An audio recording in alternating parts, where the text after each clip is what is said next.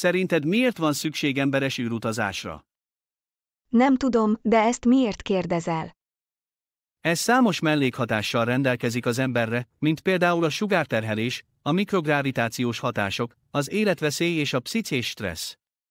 Aha, értem. Ezt szerintem megkérdezzük professzortól.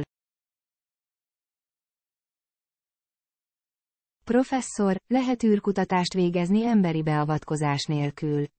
Nekem van egy ötletem, gyertek megmutatom nektek laptopon. Robotok nem tudnak újat gondolkodni, mint az emberek. Így hiányzik belőlük a kreativitás. Az űrben nagyon rossz a kommunikáció, így nem lehet robotokat távolról irányítani. Egy nagy teljesítményű PC rakétában legyen, amely űrüzemanyaggal vagy megújuló energiaforrással működik. Mivel tudjuk, hogy az űrben a kommunikáció lassú és nem hatékony, így a robotot hálózaton keresztül nem lehet betanítani, de ha a robottól kapunk kiindulási adatokat, például néhány képet, akkor algoritmust küldhetünk a robotnak. A robot ezután élő adatokat gyűjthet a bolygón, és a számítógép segítségével új algoritmussal feldolgozhatja az adatokat, és végrehajthatja a kívánt feladatot.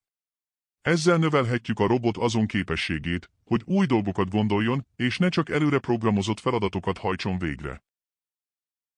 Kommunikáció sebességet növelhetjük továbbító műholdok segítségével. Ezek a műholdak közvetítőként működhetnek, adatokat továbbíthatnak az űrhajók és a földi állomások között. Hogy leküzdjék a rálátási korlátokat, és lehetővé tegyék a folyamatos kommunikációt a küldetések során.